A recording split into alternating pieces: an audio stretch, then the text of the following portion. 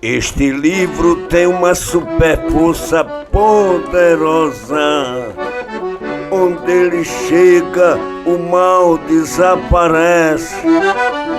Basta ler para tudo melhorar, porque passou a ter com quem contar.